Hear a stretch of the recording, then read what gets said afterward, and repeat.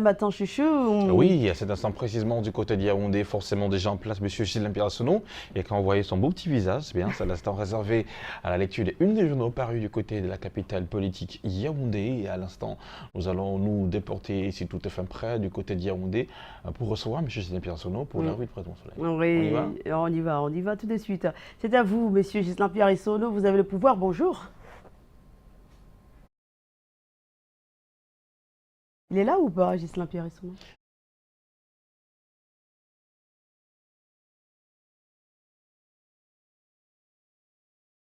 Bienvenue à cet exercice. En tout cas, je vous accueille comme à l'accoutumée, le cœur enflammé de joie. Nous sommes à Yaoundé, c'est la capitale gabounaise. Vous l'avez indiqué, c'est l'acte 1 de la revue de presse sur Canal Matin et donc sur Canal 2 International. Ces visages, vous les connaissez. En tout cas, vous allez les découvrir à la une principale du quotidien Mutation édition de ce mardi. Ce sont les délégués du gouvernement auprès de certaines communautés urbaines de Yaoundé, Douala et autres villes du Cameroun qui sont en poste jusqu'ici, mais qui vont devoir faire leurs adieux ce jour. Kribi, Yaoundé, Douala, Maroua, entre autres, se séparent de Jacques Mazo, Gilbert Timiévouna, Fritz Tonen, Doumounji ou encore Amadou Dawa. Ils sont arrivés en fin de parcours dans la mesure où ce jour marque au Cameroun la désignation, si vous voulez, l'élection des super-maires et la loi prévoit justement les maires des villes pour ce qui est d'un certain nombre de centres urbains au Cameroun. Il en est ainsi des capitales économiques du Cameroun, tout comme la capitale elle-même, mais également un certain nombre de villes où la population a atteint un certain seuil, la décision étant contenue justement dans une mesure qui a été arrêtée par le gouvernement et mise à la disposition justement du Parlement camerounais qui a été voté d'ailleurs, puis promulgué par le président de la République pour parler ainsi de ce texte portant Code général des collectivités territoriales décentralisées qui a été adopté puis promulgué par le président de la République. Ce jour donc est jour d'élection pour ce qui est des maires des villes au Cameroun et ce sont eux qui vont succéder à ces figures qui partent d'ailleurs avec des fortunes diverses pour parler justement de l'héritage de chacun de ces délégués du gouvernement. Eh bien, chacun en ce qui le concerne, il plaît aussi au quotidien Mutation, le journal de Gab, de dresser le bilan des passages de Gilbert Timiévouna pour ce qui est de Yaoundé et de Fritz Tonen pour ce qui est donc de Douala. Voilà deux cas de figure qui ont été choisis par le quotidien Mutation édition de ce jour. Et comme il y a élection aujourd'hui, celle des maires des villes, sachant que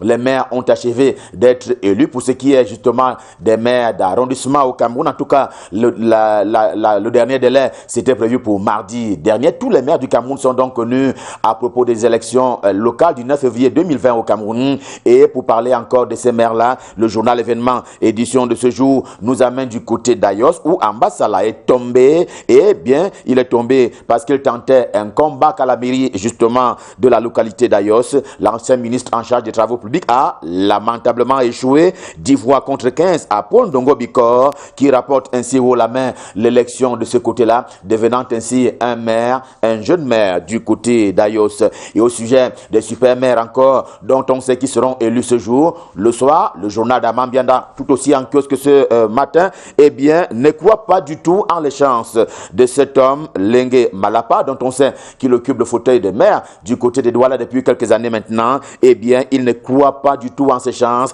pour occuper le poste de super-maire de la ville de Douala, poids lourd en matière d'économie au Cameroun. Quelle en est la raison? Eh bien, explication complète dans le soir, édition de ce jour. Tribune d'Afrique, c'est le journal de Faustin Djikam, est également en kiosque ce jour. Il a souvenance justement de la détermination pour ce qui est de la ville de Yaoundé, de Jean-Marie Abouna, qui a d'ailleurs été élu.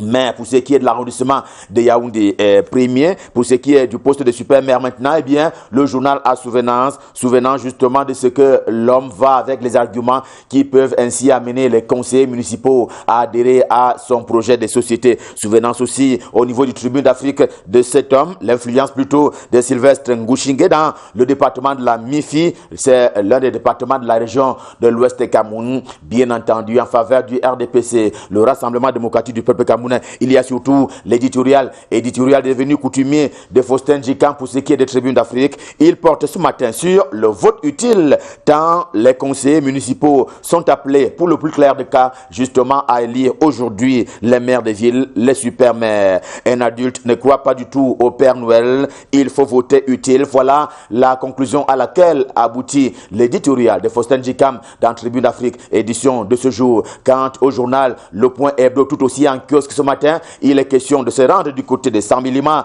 dans le Dja et Lobo. Le journal s'accroche à Sambilima, allusion faite à ces chassés croisés entre eux, procéder à la passation technique des services ou n'est pas procédé à celle-ci. C'est en tout cas un moment qui a été vécu par le journal à propos des instructions et des contre-instructions qui ont été données sur la situation de la mairie de Sambilima. Il y avait manifestement, dit-il, quelqu'un qui tirait dans l'ombre les ficelles. D'ailleurs, à cette occasion, c'est très mal senti le préfet du Dja et Lobo. Homme des principes, Koulmout Aman tient l'essentiel. C'est aussi le journal Réalité de Paul Ngouaré qui tient à parler de cet homme ce matin à propos de cette passation de service qui a finalement lieu aujourd'hui même, 3 mars de l'an de grâce. Ce sera donc du côté de Sambilima entre les maires sortants et les maires entrants. À propos des maires, le même journal donne d'ailleurs les raisons pour lesquelles les conseillers municipaux de la commune de Mbouda, vous le voyez en deuxième une du journal de Réalité de Paul Ngouaré Kindi,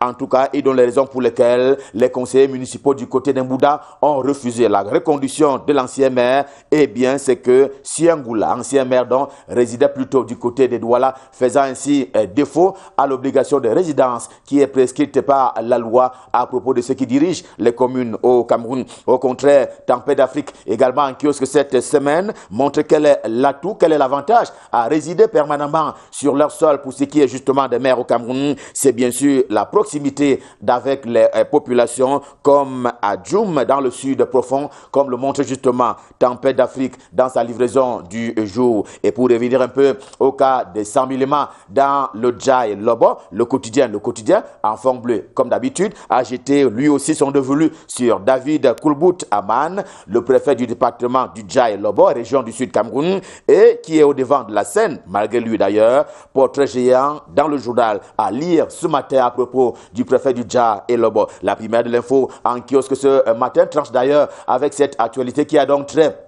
à la désignation tantôt des maires, tantôt des super maires pour mettre le cap sur le reste des échanges entre Calibro et Macron. En tout cas, il y a 2 semaines maintenant, ces citoyens du monde manifestement en règle en France, eh bien, échangeaient avec le président Macron de France et cela a suscité beaucoup d'indignation, notamment sur le sol camerounais. Une indignation, selon le journal, qui a plutôt conduit à un resserrement des liens entre Paul Biya et son peuple, faisant d'ailleurs de lui, et vous le voyez à une principale, le chef d'État africain le plus soutenu par son peuple. C'est un peu la conclusion du journal La Primaire de l'Info. L'épervier, le journal de l'Epoque Studio également, que ce jour parle aussi de la France au lendemain des échanges téléphoniques entre le président Biya et Macron pour questionner l'entièreté des faits des massacres. Parce que oui, dit-il, la France n'est pas du tout exempte de tout cela au regard du passé colonial entre Yaoundé et Paris. L'épervier tient ainsi le bon bout quand il indique que la fermeture des archives qui concerne bien entendu aussi l'Hexagone au moment de la colonisation. Le quotidien bleu, le jour du jour, lui reste attaché à la question aux événements de Garbou. Il y a 2 semaines maintenant, il sait aujourd'hui que le coup de fil du président Macron visait à insister sur une enquête impartial sur les événements qui se sont donc produits de ce côté-là. Les ONG parlent de massacres et le gouvernement de la République parle justement d'une opération de nettoyage et de contrage justement des groupes armés séparatistes dans le nord-ouest et le sud-ouest camerounais. Et le quotidien bleu estime que ce coup de fil a mis notamment en convergence les présidents Macron et Biya pour ce qui est de la qualité, la nature et l'objectif justement de cette enquête qui devra être mise sur pied pour établir les responsabilités. Et d'ailleurs, il y a eu certaines presses qui annoncent l'arrestation d'une dizaine de militaires, en tout cas les hommes armés de l'armée camerounaise qui sont ainsi aux arrêts depuis quelques heures. Ils vont devoir répondre, si l'on s'en tient à ces écrits, à un certain nombre de faits qui leur sont reprochés. Le quotidien Émergence, le journal de Magnus Biaga, tout aussi en kiosque ce matin, appelle tout cela exigence de Paris sur la capitale camerounaise Yaoundé, ou si vous voulez, exigence de Paris vis-à-vis de Yaoundé. La forme de l'enquête, les délais et les objectifs sont ainsi fixés. Il va falloir avancer pour que le Cameroun ne se mette pas à dos la communauté dite internationale. Sachons encore qu'au-delà de tout, c'est le Cameroun qui a mal à sa stabilité face justement aux groupes armés séparatistes qui ont déjà spolié des populations camerounaises, et l'information est portée en troisième une par le quotidien Émergence dans sa livraison de ce matin. Eh bien, ces groupes armés séparatistes ont déjà spolié les populations camerounaises à hauteur de 540 milliards de francs CFA. Que dis-je? 540 millions de francs CFA, argent volé par les tueries et autres actes très peu humains de la part des groupes armés séparatistes, selon le quotidien Émergence en kiosque ce jour. Toujours du quotidien Émergence, l'on apprend que des policiers, des Mbangangele, le délégué général à la sûreté nationale, des policiers qui ont donc été arrêtés, ils ont simplement été pris en flagrant délit de commerce autour du passeport. L'information aussi grave que profonde est donc proposée ce matin par le quotidien Émergence. Défi actuel de ce mardi, c'est tout en Kamto, le professeur Maurice Kamto, du nom du leader du MRC, le Mouvement pour la Renaissance du Cameroun. Eh bien, défi actuel dans son édition du jour, c'est à propos justement du procès de certains éléments de la base, la brigade anti-Sardinia du côté de la France. L'on sait qu'un procès a été ouvert et il a été renvoyé pour se tenir d'ici à 6 mois. Maurice Kamto s'étant d'ailleurs constitué partie civile, alors il n'y a pas été impliqué, si l'on s'en tient justement au journal Défi actuel, édition de ce jour, qui explique profondément les raisons pour lesquelles Maurice Kamto s'est ainsi constitué partie civile dans cette affaire. L'orphelin, également en kiosque ce jour, accompagne les œuvres de charité, notamment ceux de la première dame camerounaise, Chantal Biya, comme c'était le cas justement en fin de semaine dernière du côté des Foulas. Nous sommes dans le sud profond camerounais à propos de la descente sur le terrain du CERAC, le cercle des amis du Cameroun, qui est allé donc faire des dons de ces côtés-là, des dons en faveur des écoles et dons en faveur des couches vulnérables au Cameroun. Et puis, on le sait, parce que cela a bien été annoncé, eh bien les produits Canal+, plus chers, notamment pour le marché camerounais, l'économie quotidienne qui traite traditionnellement des questions économiques, s'y intéresse profondément, lui aussi ce matin, et le journal qui s'arrête un moment là-dessus, le temps de cogiter sur la nouvelle qui fait d'ailleurs mal dans les chaumières et qui fait mal aux consommateurs à propos de la hausse des prix justement de Canal+. Le groupe, quant à lui, dit le faire suivant les directives qui sont contenues dans la loi de finances 2020, dont on sait qu'elle est implémenté depuis le début du mois de janvier dernier, et les associations de défense des droits des consommateurs gardent le silence à l'instar de Delors, Magellan, Kamgen sur le sujet. Diapason de François Mboké, tout aussi en kiosque ce mardi, ne crache pas sur ce qu'il appelle lui-même clair-obscur. C'est au sujet des travaux publics au Cameroun, c'est à propos des ponts métalliques précisément. Eh bien, le problème, explique-t-il, c'est que Paul Biya avait dit à Emmanuel Ngannou-Djoumessi de prêter l'argent à hauteur de 46 milliards de francs CFA. Question de construire 55 ponts sur l'ensemble du territoire national. Cela dure depuis 6 ans maintenant. Et le journal cherche vainement, décidément donc, le journal qui cherche vainement justement les travaux qui avaient été décidés par le président de la République, demandant ainsi à Emmanuel Ngannou-Djoumessi, le ministre en charge des travaux publics, de pouvoir construire ces ponts. C'est une enquête que propose Diapason en kiosque ce jour. Revue de presse Made in Yaoundé, édition de ce mardi, stop fin, le cœur enflammé de joie. Bien entendu, nous vous avons servi. On prend rendez-vous pour demain pour le même exercice et nous serons dans les mêmes dispositions et prédispositions. Rendons-nous à présent du côté de Douala pour y retrouver Junior Hussein pour la suite et la fin de la revue de presse. Bonjour Junior, c'est à vous à Douala. Ghislain Pierre-Issono, bonjour. Ce mardi matin, dans la capitale économique Douala, nous débutons cette revue de la presse avec la Nouvelle Expression qui nous parle des révélations autour de l'appel téléphonique entre le président français Emmanuel Macron et le président Paul Biya. Et à la une de ce quotidien, on peut lire Macron, Biya, les dessous d'un entretien très attendu.